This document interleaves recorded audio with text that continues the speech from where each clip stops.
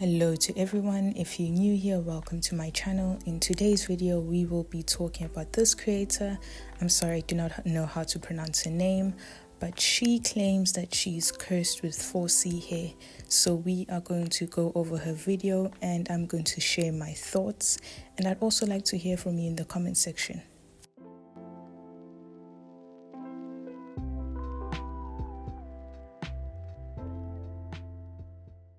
I never really left the house without some sort of enhancement or braids or extensions in my hair, to the point where the idea of leaving the house with my natural hair was just not entertained. It got to the point where I started to believe that something was wrong with it, as certain people in my life would continue to press on the idea of me either having my hair straightened, having braids in my hair, having enhancements in my hair, anything to conceal the true nature of my natural hair. I started to become extremely insecure. I started to not want to leave the house. So Rose talks about how she never left the house with her natural hair in all its glory, and she had extensions or a wig on whenever she left the house, which I think also applies to quite a lot of women, and some hide their insecurities behind protective styling but will never protective style with just their natural hair. So she also goes on to mention how people around her would constantly tell her to do something with her hair. And I have mentioned in my other videos that there are people that you need to surround yourself with while you're on your natural hair journey. These people are very important when it comes to, encouraging you and being there for you and being a support structure. She then goes on to mention how she was bullied in school and harassed, and that made me feel very empathetic towards her. A lot of issues we have, not just with hair, but with a lot of things in life, stem from childhood traumas, and so I completely understand how difficult it can be to let go of the hurt. She continues to talk about how she knew she was different from other kids, and that made her feel like a spectacle.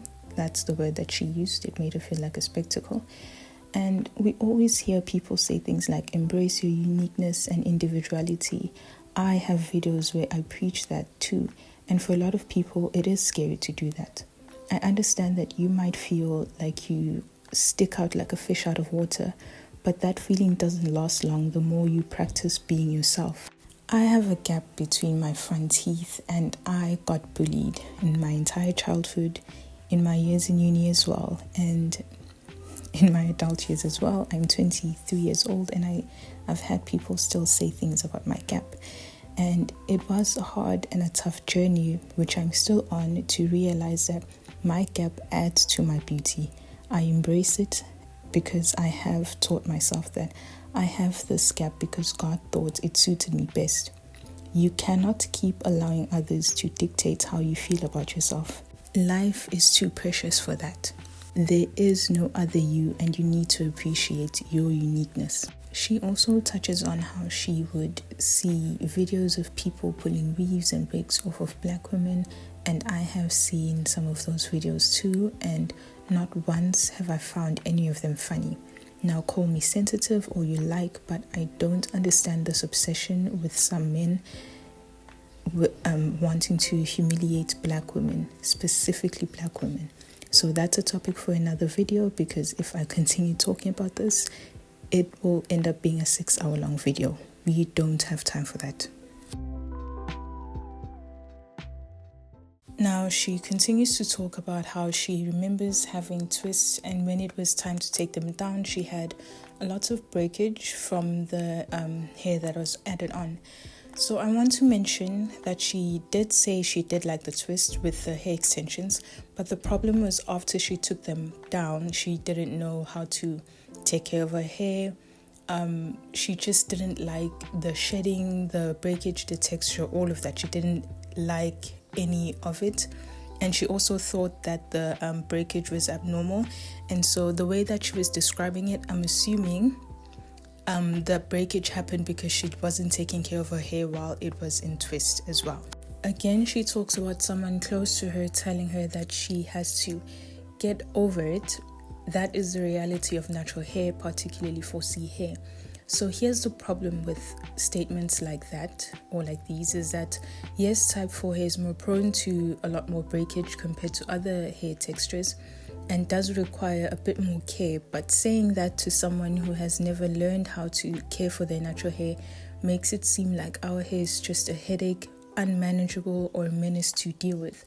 So if she had taken care of her hair while it was in twist, she would have been fine. She wouldn't have had as much breakage as she was describing in the video. In this part of the video, she shares that she wanted to cut her hair because she hated it. She would always talk to her friends about cutting it, but wouldn't because her mom was against it too. I want to talk about this part in particular, which is so many Black women will complain about how much they hate their natural hair, but at the same time will do nothing about it. They never really address the actual root problem and will just cover it and continue complaining as if they are preparing to change their lives, but nothing ends up happening. But I do want to mention that she did end up cutting some of her hair, and she loved the way her short hair looked. So now we fast forward and she's in college. She still has her short hair. She looks absolutely stunning. And then once it grew, she then started doing braids, but then started heavily relying on the braids. So for this part of the video, I want you to listen to her talk about how her roommates didn't make her feel bad for having short hair. They didn't make fun of her. They actually encouraged her to wear her hair as it is and just be herself. But because she never dealt with the real issue, she never dealt with the root problem, with how she actually felt about herself and her texture, she started projecting and thought that she was undesirable.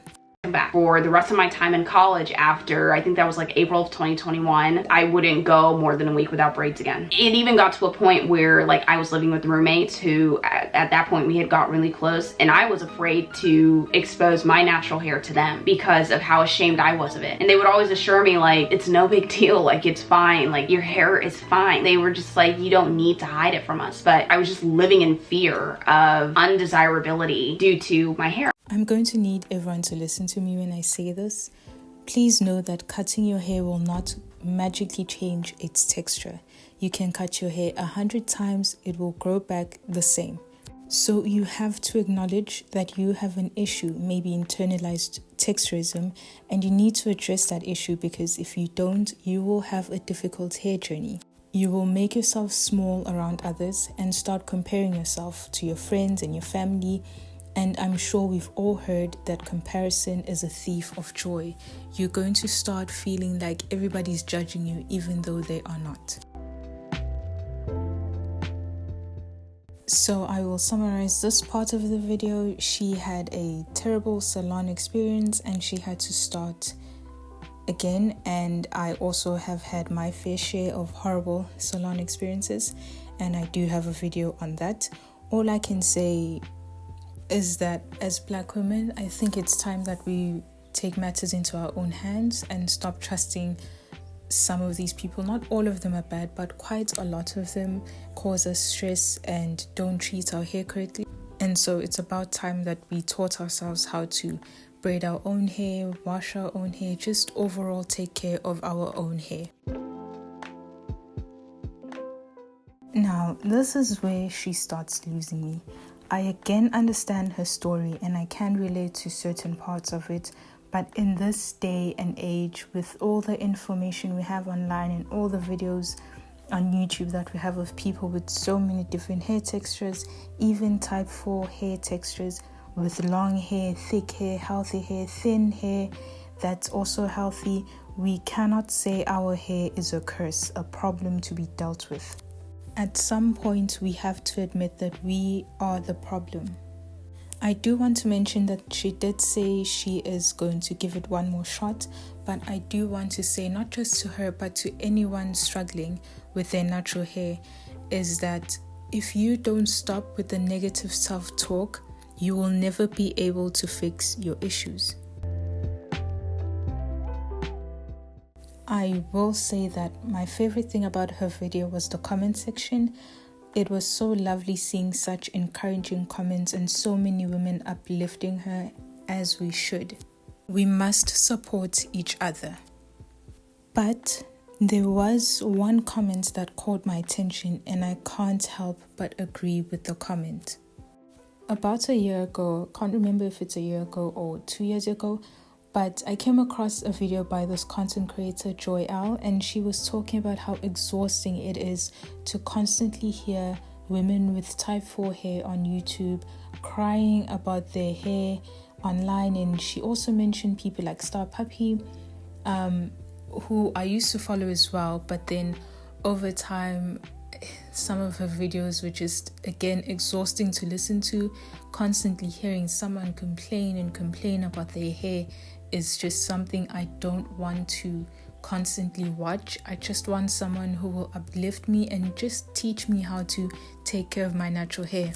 I don't really watch any other natural hair YouTubers, and one of the biggest reasons, and this is specifically for the 4C YouTubers, I'm talking specifically my hair type, kinky, afro textured, we're not talking type 3 whatsoever, just type 4. I started noticing this I call it a disturbing trend, and it's because I see them filming a lot of videos about why they don't like their hair, how they didn't get good hair, and this onslaught of these kind of like self-pity videos, along with also videos of my hair has broken off again, I have to do a big chop again, how I damaged my hair. I didn't feel that those were positive videos, especially with a lot of the negative stereotypes, just negative overall opinions with type 4 hair. I really began to feel frustrated that seemed to be a constant topic on these channels. That's not what we need for this hair type. This hair type